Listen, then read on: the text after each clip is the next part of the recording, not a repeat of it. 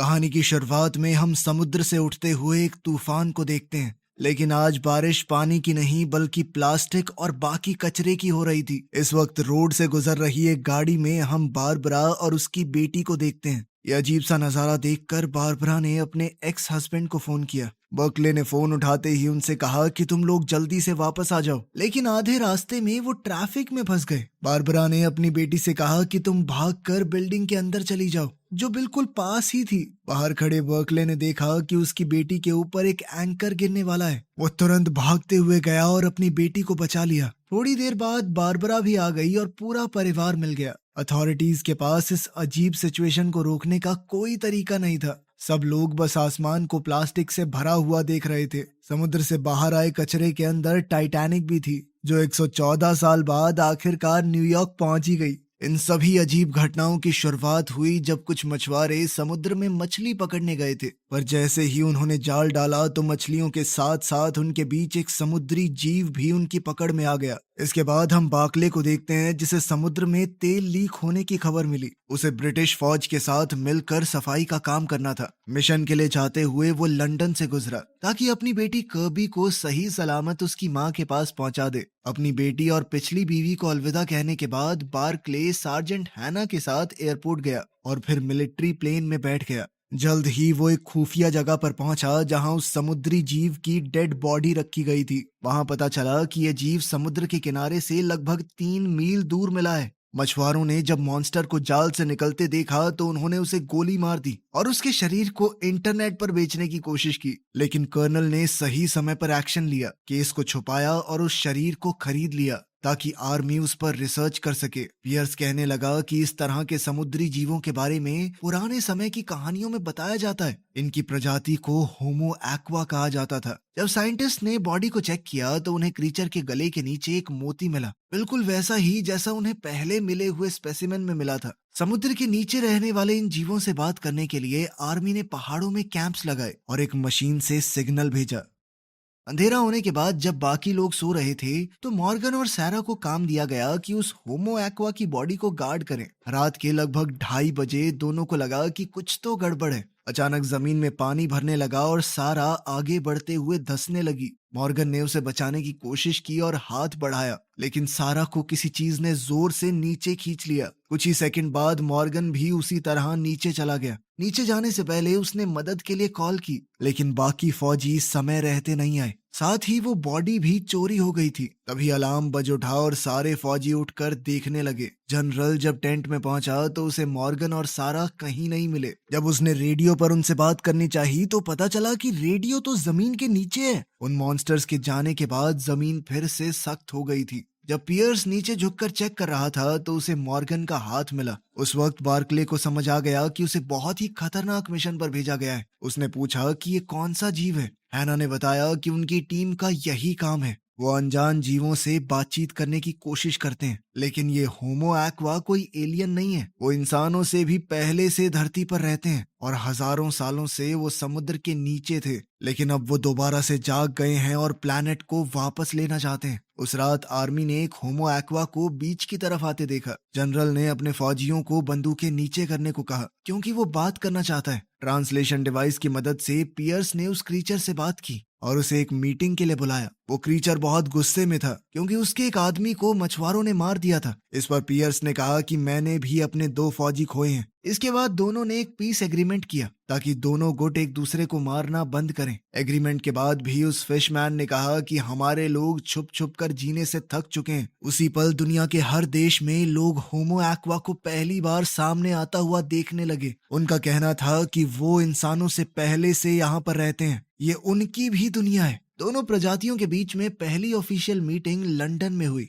इस मीटिंग के लिए वाटरवे नाम का एक ब्रिज बनाया गया जो जमीन और पानी को जोड़ता है। जब सब लोग अपनी जगह पर पहुंच गए तो केट ने इंजीनियर्स को वाटरवे शुरू करने का ऑर्डर दिया। होमो एक्वा के साथ साथ 3 और बड़े अजीब से जीव आए थे एक बड़ी सी मछली, एक जल परी और एक इंसान जैसी दिखने वाली औरत। थोड़े ही समय में सॉल्ट ने इंसानों की भाषा सीख ली और एम्बेसडर की बात को समझने लगी। मीटिंग की शुरुआत में सॉल्ट ने बताया कि वो खुद क्यों आई है। कुछ समय पहले उसके बच्चे पैदा होने वाले थे, लेकिन इंसानों के जहाज से गिरे तेल ने उस जगह को जहरीला कर दिया। मीटिंग को शांत रखने के लिए जोनाथन ने कहा कि हम अपनी गलती सुधारना चाहते हैं, लेकिन सॉल्ट ने उसे इग्नोर कर दिया। उसने कहा कि वो सिर्फ बर्कले से बात करेगी, क्योंकि वही एक ऐसा इंसान था जिसने मरे हुए होमो एक्वा के लिए इज्जत दिखाई। ये जानने के लिए कि होमो एक्वा बर्कले को अपना एम्बेसडर क्यों चाहते हैं, केट ने उससे पूछताछ की और उसकी जिंदगी के हर एक किस्से को खंगाला। जोनाथन को दोनों प्रजातियों के बीच का एम्बेसडर बनाने की कोशिश नाकाम हो गई, क्योंकि सॉल्ट को सिर्फ बर्कले से बात करनी थी। इसीलिए उनकी यूनिट की प्रेसिडेंट ने बर्कले से कहा कि मैं तुम्हें इस मौके के लिए तैयार करूंगी।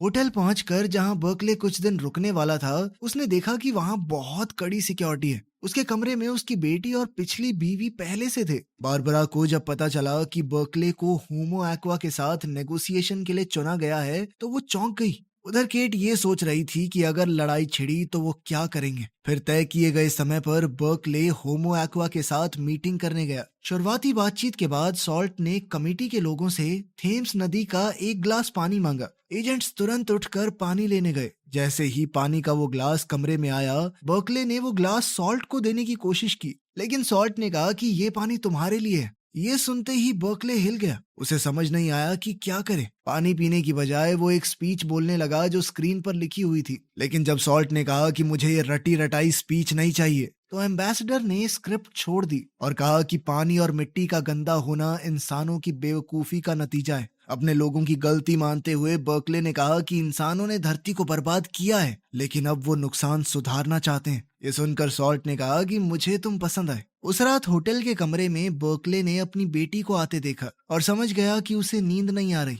सच ये था कि उसे अपने पिता की चिंता हो रही थी। जब बर्कले ने देखा कि उसकी बेटी ज्यादा ठीक सी नहीं लग रही, तो उसने कहा कि कल मैं तुम्हें वापस घर भिजवा देता हूँ, ताकि तुम यूं होटल में फंसी ना रहो। ये सुनकर कर्बी ने कहा कि मैं अपने पापा के पास ही रहना चाहती हूँ। अगली सुबह उनकी तीसरी मीटिंग के दौरान बर्कले ने बताया कि दुनिया के सारे देशों के लीडर्स ने, क्लाइमेट साइंटिस्ट और प्राइवेट कंपनियों से बात की है और हम समुद्र की गंदी हालत को सुधारने का प्लान बनाने की कोशिश कर रहे हैं। नंबर्स और डेटा के हिसाब से ये नतीजा निकला है कि साल 2065 तक हम पोल्यूशन को 50% कम कर सकते हैं। लेकिन जब सॉल्ट को पता चला कि सिर्फ 50% पॉल्यूशन कम करने में 40 साल लगेंगे, तो उसने इस प्रपोजल को बिल्कुल नकार दिया। उसने कहा कि रोज हमारे लोग तुम्हारी लापरवाही की वजह से मर रहे हैं। सॉल्ट ने कहा कि हमारे लोग ठीक से देख सुन भी नहीं पा रहे, अब उन्हें परेशानी हो रही है, तुम लोग बहुत पॉल्यूशन कर रहे हो। इस बात पर बर्कले को लगा कि बोल तो ये बिल्कुल सही रही है। उसके पास माफी मांगने के अलावा कोई ऑप्शन नहीं था। फिर उसने कहा कि अगर हम दोनों प्रजातियां मिलकर इस मिशन में काम करें तो हो सकता है जल्दी हो जाए। इस पर सॉल्ट ने कहा कि अगर हम मदद करने लगे तो बहुत जल्दी हो जाएगा। अचानक एक तूफान शुरू हुआ और एक ही समय पर कई सारे देशों ने समुद्र में बदलाव देखा। उस दिन जितना भी कचरा इंसानों ने समुद्र में फेंका था, वो वापस जमीन पर आ गया। प्लास्टिक और बहुत सारा गंदा सामान आसमान से गिरने लगा और अब कहानी वहीं पहुंच गई जहां से शुरुआत हुई थी। दुनिया भर के देशों का इतना नुकसान होने के बाद भी बर्कले ने समुद्र के लोगों के साथ बातचीत जारी रखी, क्योंकि इंसान जानते थे कि वो ऐसी लड़ाई तो नहीं जीत सकते। अच्छी बात यह थी कि सॉल्ट अभी भी बात करने के लिए तैयार थी, लेकिन उसने कहा कि मुझे शांति तभी मिलेगी जब इंसान 3 शर्तें मानेंगे। पहली शर्त, समुद्र में किसी भी तरह का कोई पॉल्यूशन नहीं आना चाहिए और अपने जहाज चलाना बंद करो। दूसरी शर्त ये थी कि जमीन और समुद्र के बीच में सीधे बॉर्डर बनाए जाएं,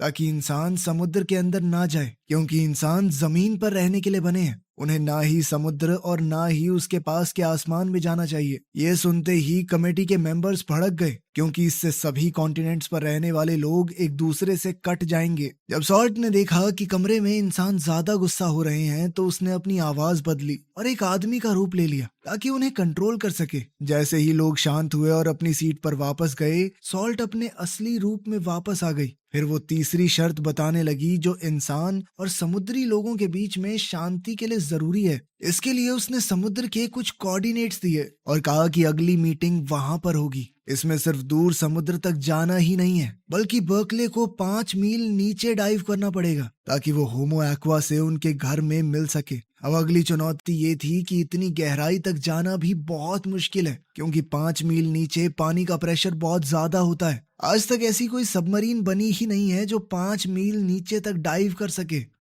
खैर, जनरल पियर्स और उसकी टीम के साथ बर्कले वेसल में चढ़ा। उनके हैच को बोल्ट से पूरी तरह बंद कर दिया गया। लॉन्च के बाद सबमरीन को मीटिंग पॉइंट तक पहुंचने में लगभग 2.5 घंटे लगे। सफर के दौरान 6 पैसेंजर्स आपस में बात करने लगे कि अगर वो जिंदा बच गए तो घर जाकर क्या करेंगे। जब बर्कले ने देखा कि टेड नाम का एक आदमी बहुत ज्यादा डर रहा है तो उसने उसे शांत करने की कोशिश की। अपने साथियों को हौसला देते हुए बर्कले ने खुद को भी जैसे तैसे समझाया। कुछ ही मिनट बाद उनकी सबमरीन रुक गई। पियर्स ने अपनी टीम से बात करने की कोशिश की ताकि बता सके कि हम नीचे तक पहुंच गए हैं, लेकिन कोई रिस्पांस नहीं आया। थोड़ी देर बाद टीम को लगा कि ये सबमरीन बहुत ज्यादा तेज मूव कर रही है, लेकिन किसी को समझ नहीं आया कि हो क्या रहा है, क्योंकि सतह से उनका संपर्क पूरी तरह टूट चुका था। बाहर के प्रेशर को चेक करते हुए मिन को एहसास हुआ कि यहाँ का प्रेशर बिल्कुल जमीन जैसा है, जो होना पूरी तरह से नामुमकिन है, क्योंकि कायदे से तो वो 5 मील नीचे हैं। अचानक से सबमरीन हिली और सारी लाइटें बंद हो गई, जिसके बाद सब ने ऑक्सीजन मास्क पहन लिया।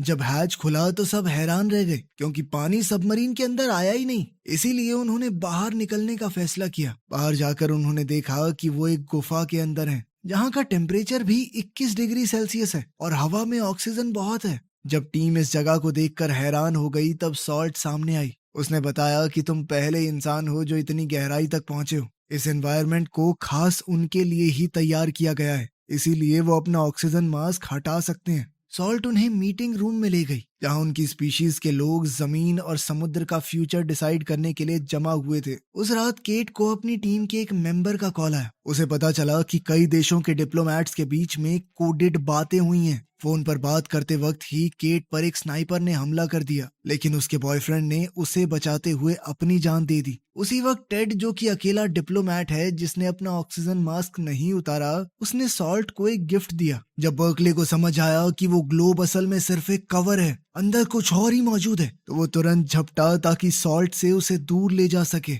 लेकिन बम फट गया और इस ब्लास्ट में कई फिशरमैन मारे गए और बर्कले की टीम के सारे मेंबर भी। सिर्फ बर्कले जिंदा बच गया क्योंकि सॉल्ट ने उसे बचा लिया था। केट के मिशन पर स्क्वाड भेजते हुए शर्ले को मिशन पर गए हुए डिप्लोमैट्स की मौत की खबर मिली और उसने तुरंत मीडिया को बता दिया। न्यूज के बाद दुनिया को एक वीडियो दिखाई गई जिसमें लग रहा था कि सॉल्ट ने जानबूझकर बर्कले और उसकी टीम को मारा है और जो भी इंसान समुद्र में जाएगा उसका यही हाल होगा। लेकिन सच तो ये था कि ये वीडियो नकली है और सरकार ने दोनों स्पीशीज के बीच में नफरत बढ़ाने के लिए ये किया। तेज रफ्तार से सतह की तरफ तैरते हुए सॉल्ट ने देखा कि बर्कले को बचाने के लिए हेलीकॉप्टर भेजा गया है। जैसे ही बर्कले जमीन पर पहुंचा, उसने बताया कि ब्लास्ट का रीजन टेड था। केट ने बर्कले की बात मानी, लेकिन कहा कि उसे सॉल्ट से पूछताछ करनी पड़ेगी। फिलहाल के लिए सॉल्ट को गिरफ्त में ले लिया गया। अब केट जल्दी से ये पता लगाने में लग गई कि किसने उस आदमी को पैसे दिए थे।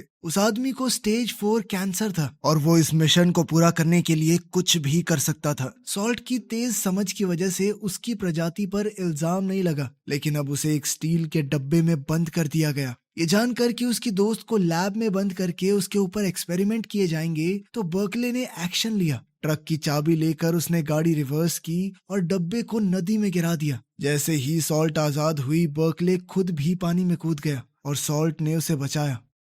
उस रात होमो एक्वा ने इंपीरियल हाउस में एक नई मीटिंग बुलाई। इस बार सॉल्ट की जगह टाइड नाम का एक सी मैन आया। वो कहने लगा कि इंसान इतने पागल कैसे हो गए कि उन्होंने धमाके में अपने ही लोग मरवा दिए। केट ने जब उससे माफी मांगी तो टाइड ने कहा कि सॉल्ट कहाँ पर है। वो कहने लगा कि हमारे लिए वो एक गद्दार है, अपने लोगों की बजाय उसने एक इंसान को बचाया। जब उसे पता चला कि सॉल्ट बर्कले की मदद से भाग चुकी है और अब तक गायब है, तो टाइड ने ऑर्डर दिया कि उसे ढूंढकर वापस लाओ। अगर ऐसा नहीं हुआ तो असली लड़ाई अब शुरू होगी। जब पूरा शहर उन्हें ढूंढ रहा था, तब सॉल्ट और बर्कले एक गुमनाम वेयर हाउस में छुपे हुए थे। सॉल्ट अपनी आजादी की खुशी मना रही थी बर्कले से बात करते हुए उसने पूछा कि तुमने अपनी जान रिस्क में क्यों डाली। तभी अचानक दोनों ने एक दूसरे को चूम लिया। सच ये था कि वो एक दूसरे से प्यार करने लगे थे, लेकिन अभी भी बर्कले को सॉल्ट की चिंता हो रही थी। उसने कहा कि तुम्हें वापस समुद्र में चले जाना चाहिए, लेकिन सॉल्ट जानती थी कि अगर वो गई तो उसकी ही प्रजाति के लोग उसे गद्दार कहकर मार देंगे।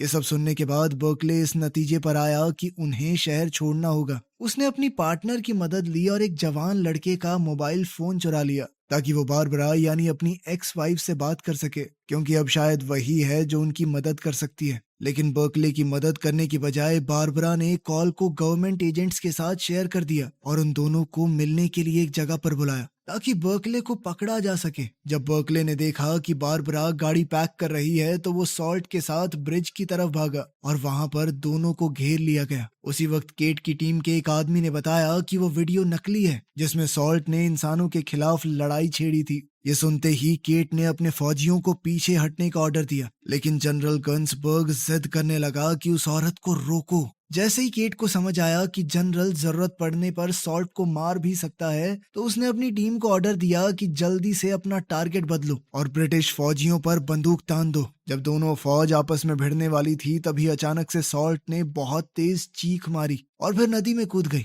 उस रात होमो एक्वा एक ऐसी आवाज निकालने लगी जो समुद्र के पास वाले शहरों के सारे कुत्तों को बीच तक ले आई और फिर उन्होंने फिशिंग नेट्स का इस्तेमाल करके उन्हें पकड़ लिया। अगले दिन जब जानवरों के बारे में पूछा गया तो टाइड ने कहा कि उनको तो हम खा गए, बिल्कुल वैसे ही जैसे इंसान समुद्र की मछलियों को खाते हैं। सैटेलाइट इमेजेस देखने के बाद साइंटिस्टों को पता चला कि होमो एक्वा असल में ग्लेशियर्स को पिघला रहे हैं। अगर कुछ बदला नहीं तो अंटार्कटिका हर साल 300 बिलियन टन बर्फ खो देगा। अगर ऐसा हुआ तो कुछ ही समय में समुद्र का लेवल 1600 फीट बढ़ जाएगा और लगभग सभी इंसान डूब जाएंगे। अब जॉनथन टाइड से बात करके इंसानियत को बचाने के रास्ते के बारे में बातचीत करने लगा। इस पर फिशरमैन ने कहा कि इंसानों के पास सिर्फ 5 साल हैं प्लैनेट को पूरी तरह ठीक करने के लिए। अगर इतने समय में नुकसान ठीक नहीं हुआ तो पूरी इंसानी प्रजाति को खत्म कर दिया जाएगा। तुम लोग मतलब इस प्लैनेट पर जीने के लायक ही नहीं हो। उधर अथॉरिटीज ये फैसला कर रही थी कि बर्कले का क्या किया जाए और उसे एक होटल रूम के अंदर निगरानी में रखा गया। एक दिन अचानक से खाना खाने के बाद बर्कले बेहोश हो गया और उसके रूम में साइंटिस्ट घुस गए। जब वो सो रहा था उन लोगों ने उसके शरीर में इंजेक्शन दिया और उसके फिंगरप्रिंट ले लिए ताकि बाद में उसे गलत इल्जाम के तहत फंसाया जा सके। साइंटिस्टों के जाते ही बर्कले होश में आया और चुपके से बीच की तरफ गया, इस उम्मीद के साथ कि शायद सॉल्ट मिल जाए। सूरज उगने के बाद फिश वुमेन सामने आई और बर्कले भागकर उसके पास गया। ये जानकर वो खुश था कि वो जिंदा है। उसके साथ भागने की बजाय सॉल्ट ने उससे कहा कि टाइड के साथ नया एग्रीमेंट मांगो, वरना उसके लोग पूरी इंसानी प्रजाति को बर्बाद कर देंगे। इतना कहकर सॉल्ट ने जाने की बात की। जाने से पहले उसने बर्कले को किस किया और समुद्र में वापस चली गई। बर्कले तुरंत केट और उसकी टीम के पास गया ताकि टाइड को मैसेज भेजा जा सके, लेकिन अफसोस कोई जवाब नहीं मिला। कुछ दिन बाद दुनिया भर के कोस्ट पर लाखों की तादाद में होमो एक्वा की लाशें मिली। टेस्ट करने पर पता चला कि वो लोग एक बीमारी से इन्फेक्ट हो गए थे जिससे पानी में सांस लेने वाले उनके गिल्स बंद हो गए और वो डूबकर मर गए। हैरानी की बात यह थी कि सिर्फ होमो एक्वा पर असर हुआ था, बाकी सारे समुद्री जीव बिल्कुल ठीक हैं। ये सुनकर केट इस नतीजे पर पहुंची कि शायद ये इंसानों का बनाया हुआ कोई वायरस है और उसे अफसोस हुआ कि वो पहले समझ नहीं पाई। उस दिन केट की टीम को समुद्र की गहराई से मदद का सिग्नल मिला और अब बर्कले को दोबारा से मीटिंग के लिए बुलाया गया। जैसे ही उसे पता चला कि उससे बातचीत करने के लिए सॉल्ट आ रही है तो वो खुशी के मारे रो पड़ा और बड़ी मुश्किल से खुद को रोक पाया उसे गले लगाने से। लड़ाई के खत्म होने की अनाउंसमेंट की गई। सॉल्ट ने बताया कि हमारी सिर्फ 10% पॉपुलेशन बची है। उसने कहा कि जिन भी लोगों ने ये कायरता भरा हमला किया है उन्हें पानी खुद सजा देगा। दोनों स्पीशीज के बीच में दोबारा रिश्ते बनाने के लिए केट ने अपना दिमाग लगाया और एक खास जगह को चुना। उसने उन्हें बताया कि आप सब यहाँ पर रह सकते हैं। यहाँ पर दुनिया का सबसे गहरा समुद्र है, ना तो वहाँ पर इंसानों की फैलाई हुई गंदगी है और ना ही कोई और चीज। जाने से पहले सॉल्ट ने अपने दोस्त का दुख भरा अंत दिखाया। उसने बताया कि हमारे लोग लड़ाई इसलिए खत्म कर रहे हैं क्योंकि जो अब बचे हैं वो इंसानों की बुराई से बहुत डर चुके हैं। हम इंसानों का मुकाबला नहीं कर सकते क्योंकि इंसानों की तरह चालाकी करना हमारी फितरत में नहीं है। फिर होमो एक्वा के जाते ही ग्रेट हॉल के ग्लास पैनल जो पानी को बाहर रखते हैं उनमें क्रैक्स आने शुरू हो गए। सब लोग घबरा कर बाहर निकलने की कोशिश करने लगे। बर्कले शांत रहकर अपने अंत का इंतजार करता रहा, लेकिन हैना ने उसे बचा लिया। उस दिन केट को बर्कले के मेडिकल टेस्ट के रिजल्ट मिले और पता चला कि उसका डीएनए बदल चुका है। अब उसके जीन्स होमो एक्वा जैसे हो चुके हैं। ये जानकर केट ने फैसला किया कि उसे समुद्र ले जाया जाए ताकि वो सॉल्ट को दोबारा मिल सके। सॉल्ट को किस करने के बाद बार्कले के अचानक से गिल्स निकल आए, जिससे वो पानी के अंदर भी सांस ले सकता था। अब उसके पास अपनी किस्मत चुनने का मौका है और उसने फैसला किया कि वो सॉल्ट के साथ समुद्र में ही रहेगा।